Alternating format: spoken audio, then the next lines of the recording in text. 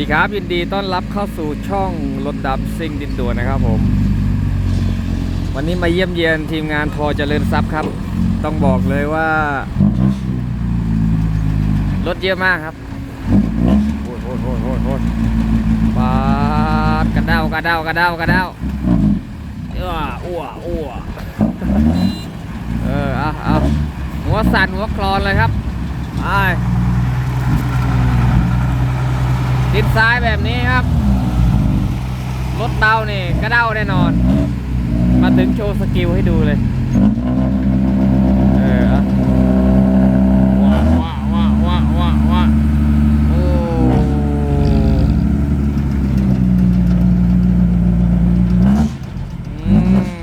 เนาะ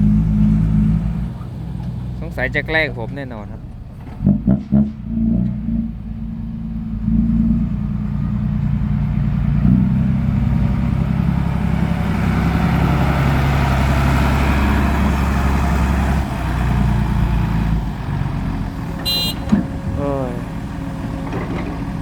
นี่ซื้อของมาฝากเอาลงมาเอาหน่อยเร็วสวัสดีครับโอ้ท่อแก่ใหญ่อะฮะโอ้เอาทำไมวันนี้ได้ขับรถหัวล้อโอ้ปกติจะขับแมคโครนะเสียฟอร์ดครับ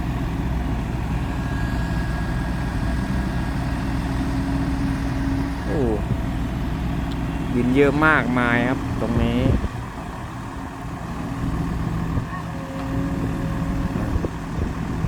แจกใครขับไมโครเนี่ย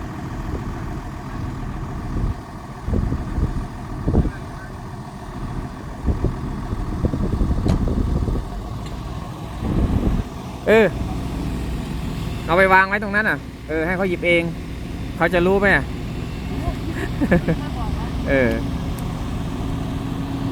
กี่เที่ยวแล้ว2อาทิตย์นี้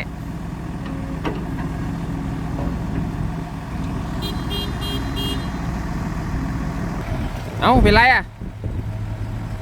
โอ้ปากน้องแก้วไม่งับครับ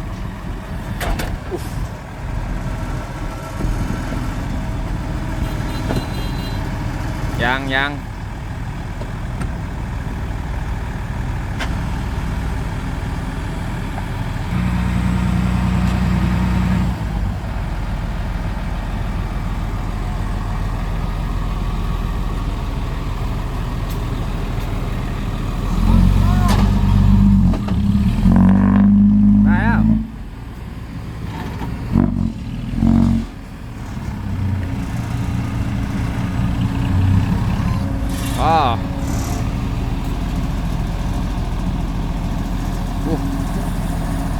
ไงคุบเลยครับ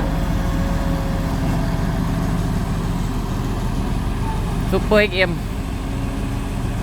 ตัวนี้มีตัวสับคอนโทรลนะครับไม่แน่ใจว่าซูเปอร์ X ธรรมดาจะมีไหมไม่น่าจะมีนะตัวนี้มีตัวสับคอนโทรลครับจะสวิงซ้ายขวาสวิงหน้าหลังก็ได้หมด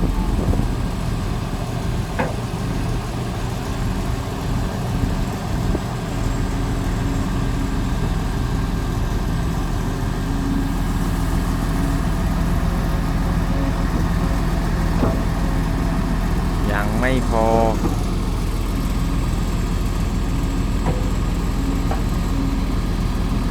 โอ้ดินเยอะมากตรงนี้ลอกประมาณ1 เมตรได้ครับไป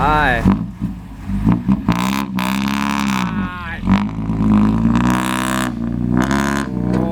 ต่อแกติดผีเลยโอ้ดูไปเก็บกดมานานครับปกติขับแต่แมคโคร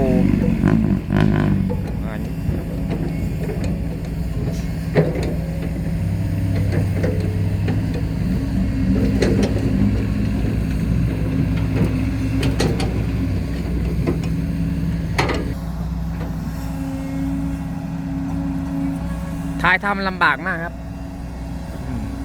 ฝุ่น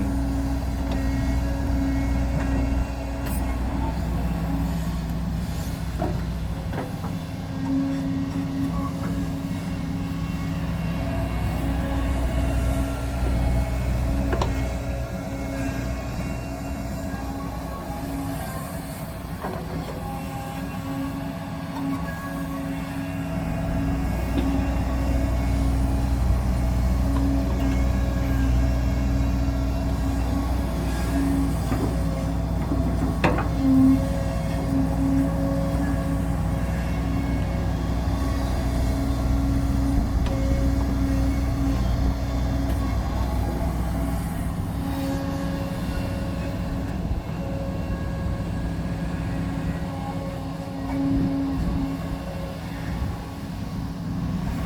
คันนี้ขับสนุกมากครับเคยขับแล้วคอนโทรลนี่นิ่มครับว้าว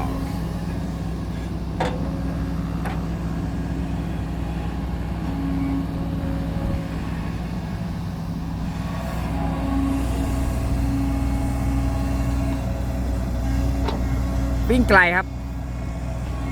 หลายโลมากขาเดียวนี่ประมาณสัก5 โลได้ผมว่าเกินนั้นมาขาเดียวประมาณสัก7 โลไป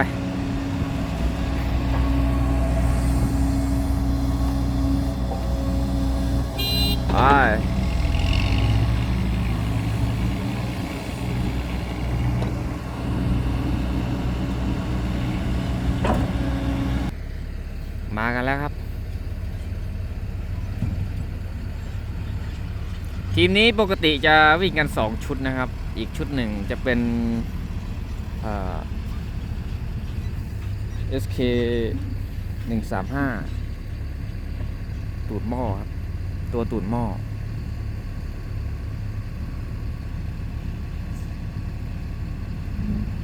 โอ้มาที3เลยรอบนี้แจกM100ด้วยครับซื้อM100มาให้คนละขวด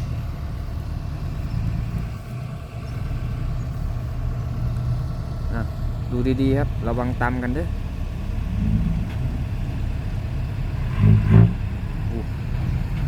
โอ้ไหนกุ๊บกินM100กันก่อนรถบริษัท7รถร่วม2ครับทีมงานนี้รถบริษัท7เลยนะรถร่วม2เป็น9ครับ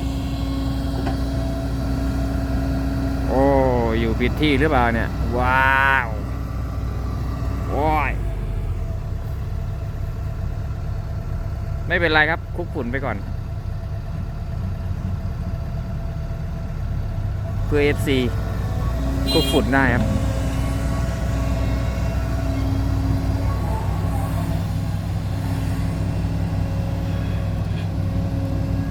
คันนี้เครื่องยนต์มิตซูบิชินะครับ98 แรงม้า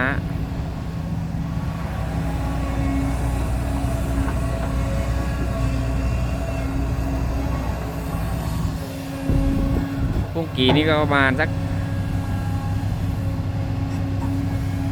0.8 คิวไม่ถึง1 คิวนะครับ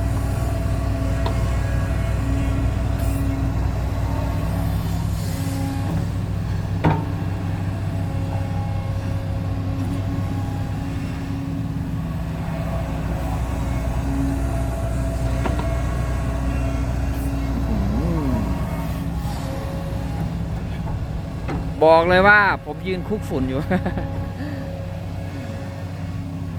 สุดยอดมากครับ เป็นอะไรที่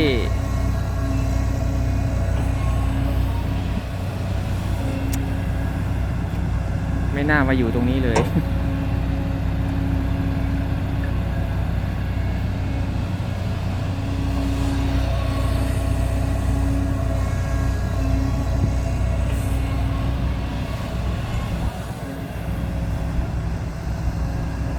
โซนละหารทรายครับผมตรงนี้ราคาวิ่งดินน่าจะอยู่ที่280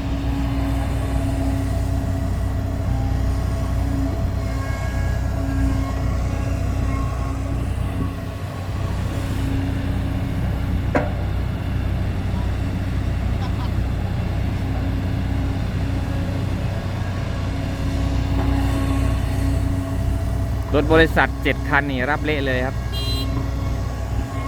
ไมโคร1รถดำ7ไม่แน่ใจว่ามีรถไถด้วยหรือเปล่ารับเต็มทีมงานนี้เขางานเยอะครับโซนนี้นี่บอกเลยว่าฝาท้าย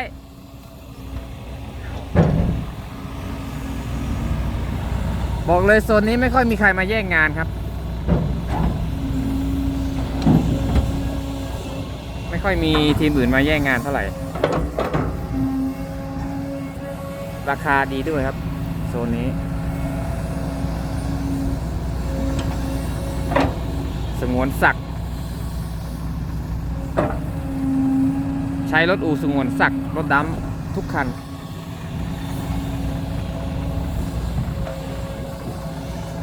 ไปกี่เที่ยวแล้วตาสอง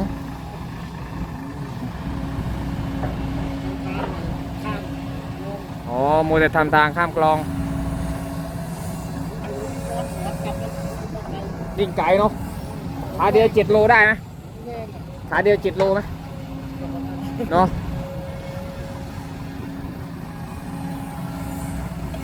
ต้องเปลี่ยนมุมถ่ายแล้วตอนนี้ไม่ไหวเดี๋ยวเป็นลมปอดตากินเนี่ยมันร้อยยังครับผู้คันนี้เอามาใหม่ดิเนี่ยคันเนี้ย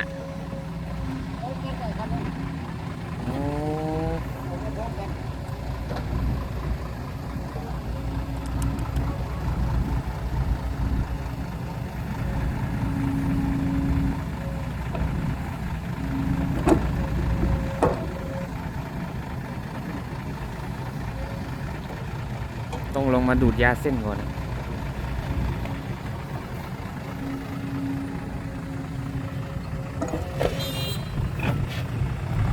พอเจริญทรัพย์เจโอ8Cครับคันนี้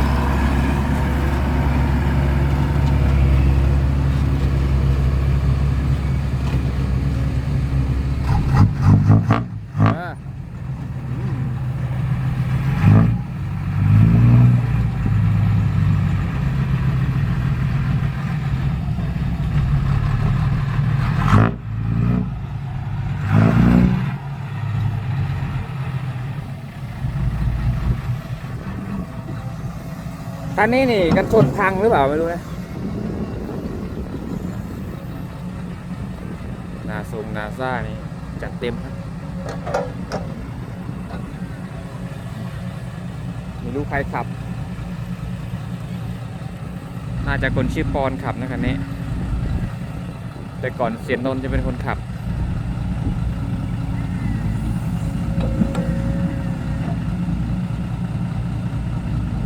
กระเตือเทปแล้วคันนี้ลั่นมากโอ้มาแล้วครับรถร่วม FC ว้ายฝุ่นเต็มเลยตรงนี้นี่มาแล้วรถร่วมครับ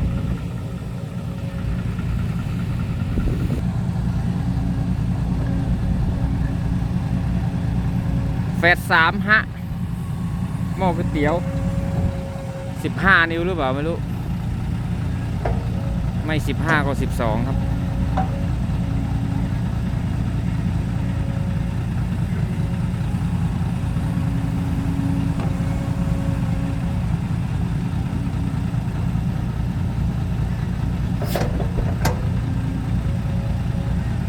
ถ้าเพิ่มฝาครอบไปสวยเลยอันนี้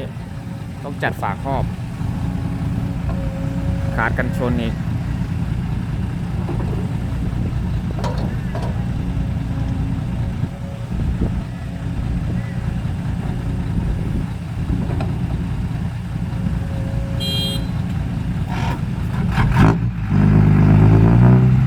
ลั่นลั่น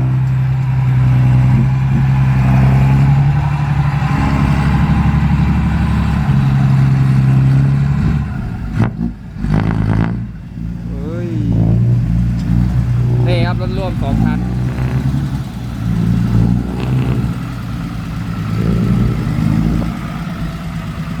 FC โอ้บางฝุ่นสุดจัดกระบะฝาข้างประมาณสัก40 เซนได้ครับไม่ถึง45หรอกนั่นน่ะ ใช่ไหม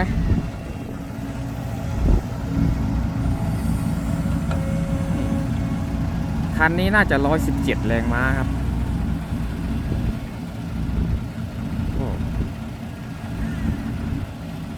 วิ่งได้ราคาเที่ยวเท่ากัน เข้าซอยง่ายมากครับรถขนาดนี้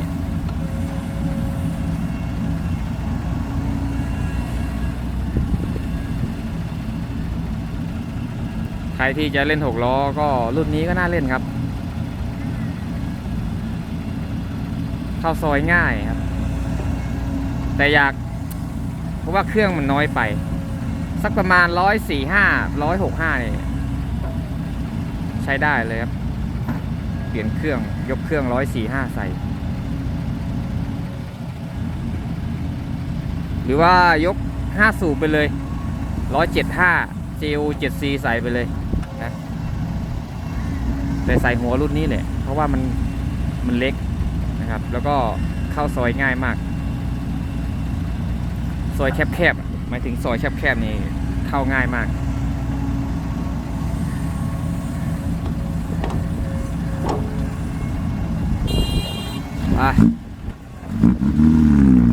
ไปโอ้โหแจ๋ว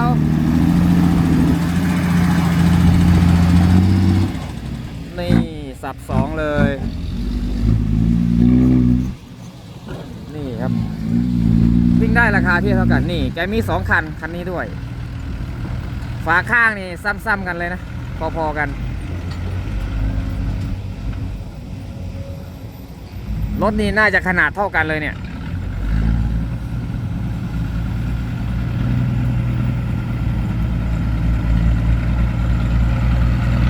เห็นไหมผมว่าเจ้าของรถนี่สั่งทำขนาดนี้แหละ คือมันเล็กมันเข้าซอยง่ายครับขับง่ายแต่ว่าเครื่องอาจจะเล็กไปหน่อยครับแต่คันนี้เครื่องใหญ่ครับคันนี้น่าจะ165ครับ145คันนี้145คันนี้นี่ยกหัวเปลี่ยนใหม่ครับเป็นหัวหน้ายักษ์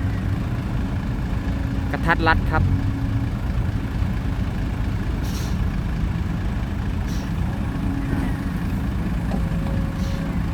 กระบะไม่ยาวกระบะโอ้โหผมตีให้3.40 เมตรไปกระบะประมาณ3.40 เมตรหรือว่า3.20 เมตรประมาณนี้ไม่ถึง3.5 เมตร3.6 เมตรไม่ถึงฝาข้างครับ40 เซนตีให้สูงนิดนึงครับ45 เซนใส่ดินเวลาใส่ดินก็จะเห็นเยอะมากนะครับลูกค้าเห็นคันนี้ใส่ดินเยอะมากเลยนะครับเพราะว่าชาวบ้านเขาจะมองดินสูงจากกระบะครับเขาไม่ได้ดูว่ากระบะเท่าไหร่เขามองดินสูงจากกระบะเยอะไหมแค่นั้นแหละบางคนก็จะเลือกเอาคันนี้ครับคันนี้ใส่เยอะ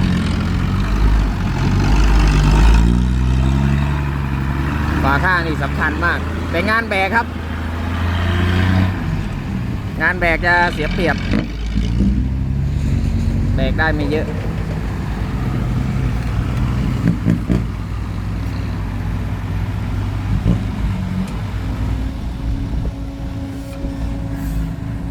โอเคครับคลิปนี้ก็ยาวพอสมควรนะครับฝากกดไลค์กดแชร์กดติดตามช่องรถดำซิ่งนิดด่วนด้วยนะครับเพื่อเป็นกำลังใจในการทำคลิปต่อไปนะครับผมคลิปนี้ก็ล่ำลากันแค่นี้นะครับเจอกันคลิปหน้าครับผมบ๊ายบายสวัสดีครับ